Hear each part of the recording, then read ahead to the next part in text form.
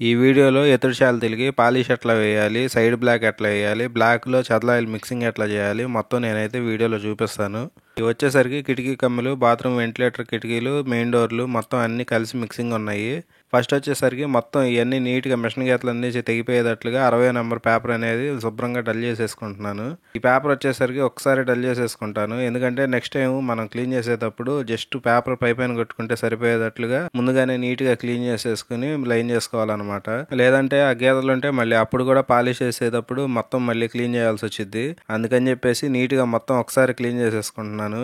ఈ మొత్తం paper గీతలన్నీ cut అయిపోయిన తర్వాత నీట్గా మొత్తం మెటల్ పేస్ట్ అనేది లాగేసుకోవాలి. మెటల్ పేస్ట్లో టేక్ కలర్ మిక్సింగ్ చేసేసుకుని పెట్టేసుకుంటున్నాను. మనం ఫుల్గా ఏం అప్లై చేసుకోవాల్సిన పనేం లేదు. మనకేంటంటే జస్ట్ పెద్ద పెద్ద క్రాక్లు అట్లాంటివి ఉంటాయి కదా, అవన్నీ పోయేటట్టుగా నీట్గా పెట్టేసుకుంటే చాలు. తర్వాత ఎట్లాగైనా సరే పాలిష్ చేసేటప్పుడు రిమూవ్ చేసేటప్పుడు మెటల్ పేస్ట్ ఎట్లయినా తెగిపోతుంది. అందుకని చెప్పేసి అప్పుడు మళ్ళీ క్లీన్గా మళ్ళీ మెటల్ పేస్ట్ పెట్టాల్సి వచ్చింది. కలర్ మాత్రం ముందుగానే ఒకేసారి కలిపేసుకోండి, ఎందుకంటే తర్వాత మనం టచ్ వుడ్ వేసినాకైనా కానీ ఎట్లాగైనా కానీ మనం పాలిష్ అనేది ఫైనల్ చేసుకునేటప్పుడు కూడా మళ్ళీ ఒకవేళ గుంటల్లో అనేది ఇరుక్కుపోయిందంటే మాత్రం కలర్ అనేది లెగవదు. అందుకని చెప్పేసి పాలిష్ చేసుకునేటప్పుడు కూడా నీట్గా కలర్ మాత్రం ముందుగానే మిక్సింగ్ చేసేసి లెవెల్గా లాగేసేసుకోండి. ఈ మెటల్ పేస్ట్ లాక్కున్న తర్వాత పేపర్ కూడా నీట్గా కొట్టేసుకోండి. మరకలు అనేది మెటల్ పేస్ట్ మరకలు అనేవి ఎక్కడ అట్టి పెట్టద్దు. మెటల్ పేస్ట్ మరకలు అట్లా ఉన్నాయంటే మాత్రం మనం ఫైనల్ అయ్యే వరకు కూడా అట్లాగే కనిపిస్తూ ఉంటాయి. దీనికి వచ్చేసరికి మళ్ళీ ఇంకోసారి టచింగ్ కూడా ఏం అవసరం లేదు, జస్ట్ ఎత్తడి శాలతీలే కాబట్టి మెటల్ పేస్ట్ ఒకటి పెట్టుకుంటే సరిపోయిద్ది. మెటల్ పేస్ట్ మాత్రం నీట్గా డల్ చేసేసుకోండి. డల్ చేసేసుకున్న తర్వాత షేలర్ అప్లై చేసుకునేది కూడా చూద్దాము. ఇది వచ్చేసరికి బర్జర్ షేలర్ అనమాట, షాండింగ్ షేలర్, బర్జర్ షేలర్.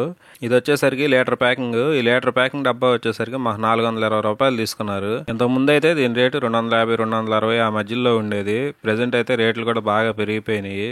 మనకు వచ్చే రేట్లు ఏమో తక్కువగా ఉంటాయి, మెటీరియల్ రేట్లు అయితే మాత్రం బాగా కాస్ట్లీ అయిపోయినాయి. కానీ ఎలాగైనా పని అయితే చేయాలి కాబట్టి తప్పదు కాబట్టి ఇంకా ఎట్లాగొట్లా అట్లాగే మన కూలి పడేటట్టుగా కానీ పని అయితే చేసుకుంటూ రావాలి. ఈ షేలరు ఎక్కువ చిక్కగా వేసుకోకండి. ఎక్కువ చిక్కగా వేస్తే ఏమైందంటే మనం తర్వాత నెక్స్ట్ టైం మనం క్లీన్ చేస్తాం కదా శాలతీలు మొత్తం, ఆ శాలతీలన్నీ క్లీన్ చేసేటప్పుడు రాదనమాట, కొద్దిగా కష్టం అయ్యిద్ది. అందుకని చెప్పేసి మీడియంగా వేసుకోండి. మరీ పలచగా వేస్తే ఏమైందంటే శాలతీలు అనేవి తొందరగా పాడైపోతాయి, మనకి సిమెంట్ అవన్నీ పడతా ఉంటాయి కదా. అందుకని చెప్పేసి మీడియంగా వేసుకోండి. పైన అట్లా టచ్ వుడ్ లేయర్ పడిద్ది కాబట్టి ఇబ్బంది లేదు. ఇది వచ్చేసరికి షీన్ లాక్ టన్నర్ ఐడియా ఉంది కదా, ఎన్సీ టన్నర్ అనమాట. ఈ టన్నర్లో కూడా ఎన్సీ, ఎస్డి రకాలు ఉంటాయి. మనం వాడే మెటీరియల్ వచ్చేసరికి షేలర్లో, టచ్ వుడ్లో, మెలామిన్లో కూడా ఈ ఎన్సీ టన్నర్ అయితే ఉపయోగించుకోవచ్చు. ఈ టన్నరు షేలరు రెండు మిక్సింగ్ చేసేలోపు పనిచేసే వాళ్ళకి ఒక విషయం చెప్తానండి, మనకి రేట్ ఎంత వచ్చేది అనేది తర్వాత విషయం. మన కూలీ పెడితే చాలా అన్నట్టుగా పని అయితే స్టార్ట్ చేయండి. ఆ పని బాగుంటే ఇంకో పని వస్తూ ఉంటాయి, మనకి రొటేషన్ అనేది జరుగుతూ ఉండిద్ది. అందుకని చెప్పేసి పని అయితే మాత్రం నాన్ స్టాప్గా ఎక్కడో చోట చేస్తూనే ఉండండి, కానీ పని అయితే రేటు కుదరలేదని చెప్పేసి అసలు ఆపొద్దు. ఇంకా వీడియోలోకి వచ్చేసరికి శాలతీ అయితే మనం మెటల్ పేస్ట్ మీద మొత్తం డల్లింగ్ చేసేసాం కదా. డల్లింగ్ చేసేసిన తర్వాత షేలర్ అనేది అప్లై చేసేసుకోవాలి. ఈ షేలర్ మీకు చెప్పాను కదా, మరీ చిక్కగా కాదు మరీ పల్సగా కాదు, మీడియంగా అనేది అప్లై చేసుకోండి. నేనైతే దీనికి 4 ఇంచ్ బ్రష్ అనేది వాడుతున్నాను. ఈ 4 ఇంచ్ బ్రష్ ఏంటంటే మనకి మామూలు శాలతీలే కాబట్టి ష్రింకేజ్లు అట్లాంటివి ఏమన్నా ఉన్నా కానీ పెద్ద విషయం కాదు. ఈ షేలర్ని అయితే ఫ్రీగా అసలు ష్రింకేజ్ కూడా అవ్వకుండా వేసుకోవచ్చు. ఇది జస్ట్ షాండింగ్ షేలరే కాబట్టి అసలు అంత ప్రాబ్లం ఏం చేయదు అనమాట. మెటీరియల్ వచ్చేసరికి నీట్గా బ్రష్లో ఎక్కువగా తీసేసుకుని లైట్గా సాఫ్ కొట్టేసేసుకోండి. మెటీరియల్ ఫ్రీగా ఎక్కేసిద్ది. మరీ వేసినట్లు లాగమాకండి, మెటీరియల్ అనేది పీక్కొచ్చేస్తూ ఉండిద్ది. వేసేసి జస్ట్ అట్లా బ్రష్తో అప్లై చేసి వదిలేసేయాలన్నమాట. నీట్గా మెటీరియల్ అనేది వుడ్ అయితే పీల్ చేసుకునిద్ది. ఇదే షేలర్ని మనం స్ప్రే కూడా చేసుకోవచ్చు. కాకపోతే ఏంటంటే ఇది అంత బడ్జెట్తో కూడుకున్న విషయం కాదు. మెటీరియల్ వుడ్లో బాగా ఇంకిపోయి శాలతీ పాడవకుండా ఉండాలని చెప్పేసి మనకి ఇట్లా పర్మనెంట్గా చేస్తాం అనమాట. ఇది వచ్చేసరికి తర్వాత అయినా సరే రిమూవ్ అయితే చేసుకోవాల్సిందే. పాలిష్ అనేది ఒకవేళ కలర్ చేంజ్ చేసుకోవాలన్నా లేకపోతే వేరే మెటీరియల్ వాడుకోవాలన్నా కూడా మనం మొత్తం రిమూవ్ చేసుకోవాలి. మనకి వాటర్ తడిసినా సిమెంట్ పడినా పాడవకుండా ఉండటం కోసం అని చెప్పేసి కొంచెం ఈ మెటీరియల్ అనేది యూజ్ చేసి పాలిష్ అనేది చేస్తాం అనమాట. మనకి ఇది జస్ట్ టెంపరీ మడ్డి కోటింగే కానీ ఫైనల్ కోటింగ్ అయితే కాదు.